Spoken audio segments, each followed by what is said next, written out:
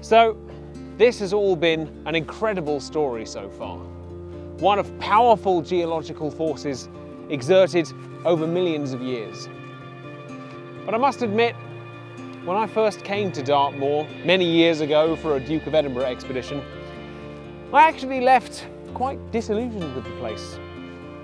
I didn't know the history, I hadn't seen the rivers, and the stark beauty of these tours and this landscape just wasn't something I appreciated at the time. It was only later, however, that I realised that this most famous and typical of Dartmoor landscapes is actually not the only kind of environment that the moor has to offer. In fact, far from it.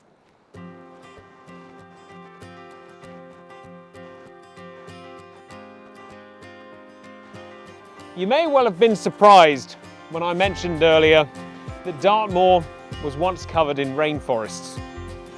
But I imagine not nearly as surprised as you will be when I tell you that there are actually still pockets of rainforests here today. And this is one of them.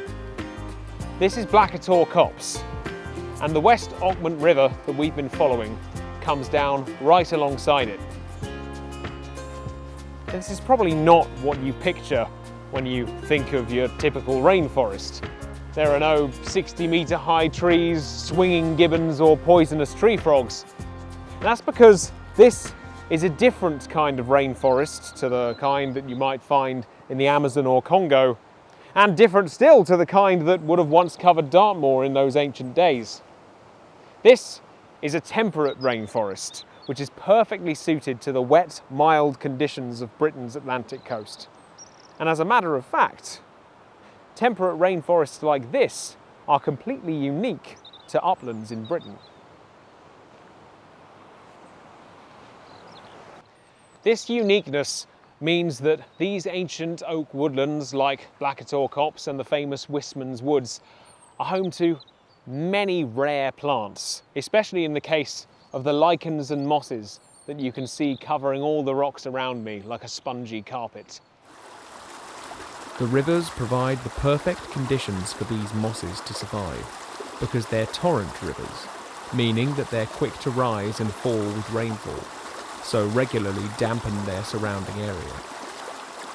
Such conditions are not so good for aquatic plants, hence the phenomenally clear water, but the mosses are obviously thriving. Indeed, 133 different species of mosses and liverworts have been recorded just in this small pocket of woodland here, and it is the only major site in Britain where the lichen Bryoria smithii can be found. Alongside this abundance of plant life, the copse is also home to many different animals, including 20 species of breeding birds. Of course, with so much precious nature around, it's really important to tread lightly. But that doesn't mean that you can't still take in the incredible atmosphere of the place. An atmosphere summed up very well by prolific Dartmoor writer Eden Philpotts in The Portreeve. The song of this river met the lisp of the leaves in ceaseless strophe and antistrophe through summer months. Now the wind woke the foliage and diminished the voice of the water. Now the tinkle and whisper of glittering falls dominated any listening ear with their music. Sometimes the trees slept, and not a leaf stirred.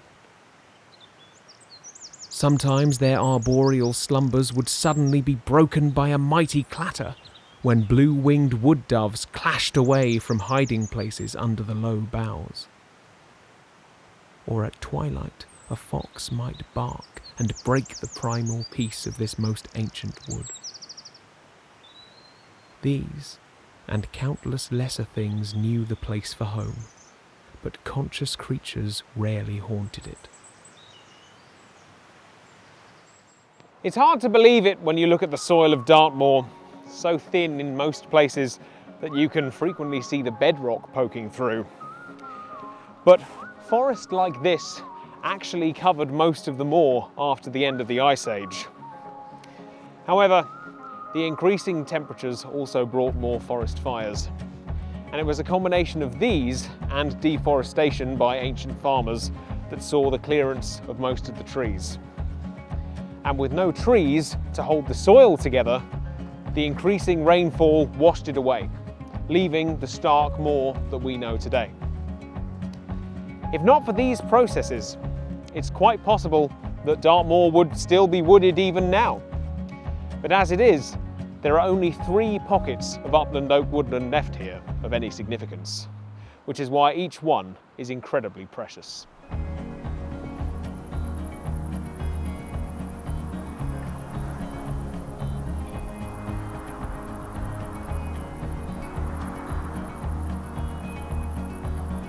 Having followed the river all the way down from the copse, we're now back at Meldon Reservoir, and our humble car park from the start of the day is just at the other end. It's amazing to think that just in this round trip from the edge of the moor, we've been able to get an insight into millions of years worth of Dartmoor's history, much of which is still visible even to this day.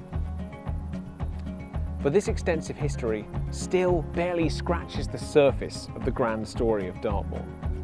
So join me in the next episode, when we'll be looking at the arrival of another powerful force which has shaped the moor, and one which was in fact responsible for this body of water behind me: mankind. Thank you so much for watching. If you've enjoyed this taste of the great outdoors, then please do like and subscribe for more.